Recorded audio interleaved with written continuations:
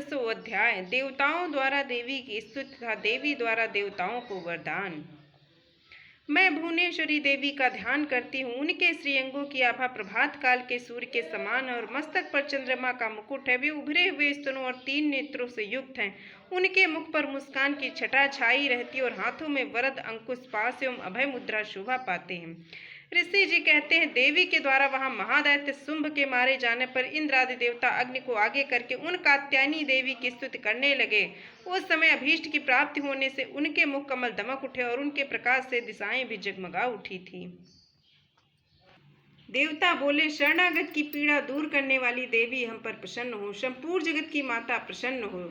विश्वेश्वरी विश्व की रक्षा करो देवी, तुम ही चराचर जगत के अधीश्वरी हो। तुम इस जगत का एकमात्र आधार हो, क्योंकि पृथ्वी रूप में तुम्हारी ही स्थिति है। देवी, तुम्हारा पराक्रम अलंघनीय है। तुम्हें जल रूप में स्थित होकर संपूर्ण जगत को तृप्त करती हो। तुम अनंत बल संपन्न वैष्णवी शक्ति हो। इस विश्व की कारणभूता परा माया हो। तुमने इस समस्त जगत को मोहित कर रखा है।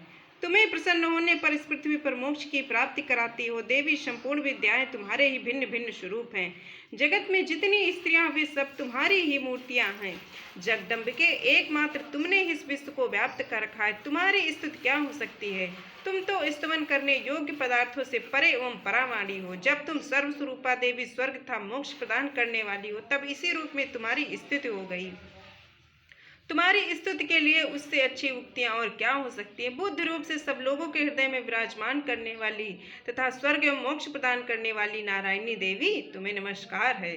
कला काष्ठा आदि के रूप से क्रमशः परिणाम की ओर ले जाने वाली तथा विश्व का उपसंहार करने में समर्थ नारायणी, तुम्हें नमस्कार है। नारायणी, तुम सब प्रकार का मंगल प्रदान करने वाली मंगलमयी हो, कल्याणदायिनी शिवा हो। सब पुरुषार्थों को सिद्ध करने वाली शरणागत वत्सला एवं 3 नेत्रों वाली एवं गौरी हो, तुम्हें नमस्कार है। तुम श्रेष्ठ पाल एवं संहार की शक्ति भूता सनातनी देवी, गुणों का आधार एवं सर्वगुणमयी हो नारायणी, तुम्हें नमस्कार है। शरण में आए हुए दीनों पीड़ितों की रक्षा में संलग्न रहने वाली तथा सबकी पीड़ा दूर करने वाली नारायणी देवी, तुम्हें नमस्कार है। नारायणी, तुम ब्रह्माणी का रूप धारण करके हंसों से जुते हुए विमान पर बैठी था कुश मिश्रित जल छिड़कती रहती हो, तुम्हें नमस्कार है। माहेश्वरी रूप से त्रिशूल चंद्रमा एवं सर्प को धारण करने वाली तथा महान वृषभ की पीठ पर बैठने वाली नारायणी देवी, तुम्हें नमस्कार है। मोरों और मुर्गों से घिरी रहने वाली महाशक्ति धारण करने वाली कौमारी रूप धारणी निष्पापे नारायणी, तुम्हें नमस्कार है। शंख चक्र गदा और शार्ग धनुष उत्तम रूप उत्तम आयुधों को धारण करने वाली वैष्णवी शक्ति रूपा नारायणी, तुम प्रसन्न हो, तुम्हें नमस्कार है। हाथ में भयानक महाचक्र लिए और दाढ़ों पर धरती को उठाए वाराही रूप धारणी कल्याणमयी नारायणी, तुम्हें नमस्कार है।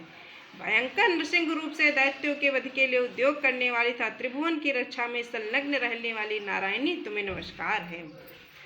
मस्तक पर किरीट और हाथ में महावृक्ष धारण करने वाली सहस्त्र नेत्रों के कारण दीप्त दिखाई देने वाली वृत्तासुर के प्राणों का अपहरण करने वाली इंद्र शक्ति स्वरूपा नारायणी देवी, तुम्हें नमस्कार है। शिवदूती के रूप से दैत्यों की महती सेना का संहार करने वाली भयंकर रूप धारण तथा विकट गर्जना करने वाली नारायणी देवी, तुम्हें नमस्कार है। दाढ़ों के कारण विकराल मुख वाली मुंडमाला से विभूषित मुंडमर्दिनी चामुंडा रूपा नारायणी, तुम्हें नमस्कार है। लक्ष्मी, लज्जा, महाविद्या, श्रद्धा, पुष्ट, सुधा, ध्रुवा, महारात्रि तथा महाअविद्या रूप नारायणी, तुम्हें नमस्कार है। मेधा, सरस्वती, वरा, भूति, बाभ्रवी, तामसी, नियता तथा ईशा रूपणी नारायणी, तुम्हें नमस्कार है। सर्वस्वरूपा सर्वेश तथा सब प्रकार की शक्तियों से संपन्न दिव्य रूपा दुर्गा देवी, सब भयों से हमारी रक्षा करो, तुम्हें नमस्कार है। कात्यायनी, या 3 लोचनों से विभूषित तुम्हारा सौम्य मुख सब प्रकार के भयों से हमारी रक्षा करे, तुम्हें नमस्कार है। भद्रकाली, ज्वालाओं के कारण विकराल प्रतीत होने वाला अत्यंत भयंकर और समस्त असुरों का संहार करने वाला तुम्हारा त्रिशूल भय से हमें बचाए, तुम्हें नमस्कार है।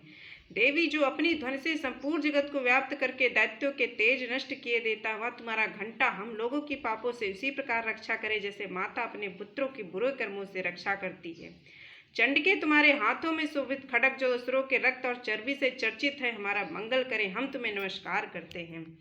देवी, तुम प्रसन्न होने पर सब रोगों को नष्ट कर देती हो और कुपित होने पर मनोवांछित सभी कामनाओं का नाश कर देती हो। जो लोग तुम्हारी शरण में जा चुके हैं उन पर तो विपत्ति आती ही नहीं। तुम्हारी शरण में गए हुए मनुष्य दूसरों को शरण देने वाले हो जाते हैं।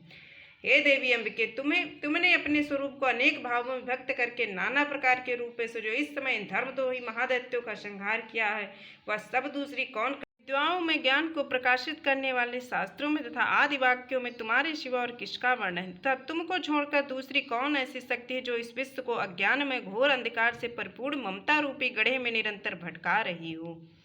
जहाँ राक्षस, जहाँ भयंकर विष वाले सर्प, जहाँ शत्रु, जहाँ लुटेरों की सेना और जहाँ दावानल हो तथा वहाँ तथा समुद्र के बीच में भी साथ रहकर तुम विश्व की रक्षा करती हो। विश्वेश्वरी, तुम विश्व का पालन करती हो, विश्व रूपा हो, इसलिए संपूर्ण विश्व को धारण करती हो।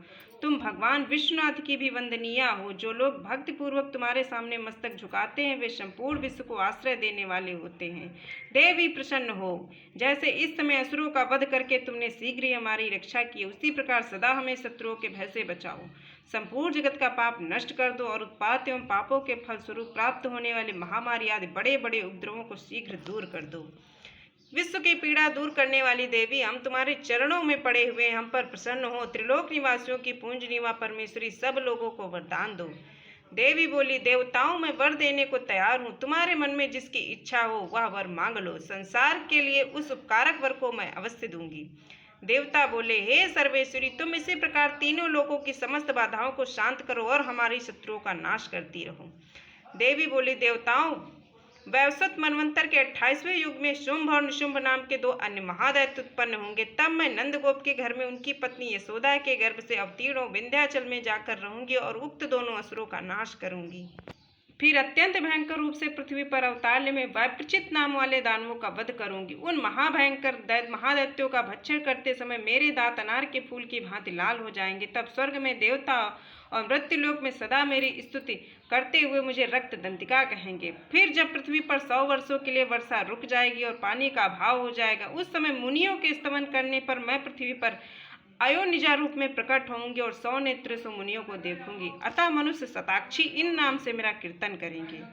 देवताओं, उस समय अपने शरीर से उत्पन्न हुए शाकों द्वारा समस्त संसार का भरण पोषण करूंगी। जब तक वर्षा नहीं होगी तब तक वे शाक ही सबके प्राणों की रक्षा करेंगे। ऐसा करने के कारण पृथ्वी पर शाकांबरी के नाम से मेरी ख्याति होगी। उसी अवतार में मैं दुर्गम नामक महादैत्य का भी वध करूंगी। इससे मेरा नाम दुर्गा देवी के रूप से प्रसिद्ध होगा।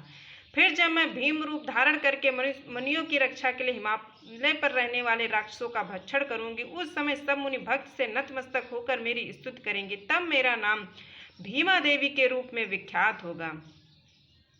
जब अरुणा नामक दैत्य तीनों लोकों में भारी उपद्रव मचाएगा, तब मैं तीनों लोकों का हित करने के लिए 6 पैरों वाले शंख भ्रमरों का रूप धारण करके उस महादैत्य का वध करूंगी। उस समय सब लोग भ्रामरी के नाम से चारों ओर मेरी स्तुति करेंगे। इस प्रकार जब जब संसार में दानवी बाधा उपस्थित होगी तब तब अवतार लेकर मैं शत्रुओं का संहार करूंगी। इस प्रकार श्री मार्कंडेय पुराण में शर्वाणिक मनवंतर की कथा के अंतर्गत देवी महात्म्य 11वां अध्याय। ओम तत्सत।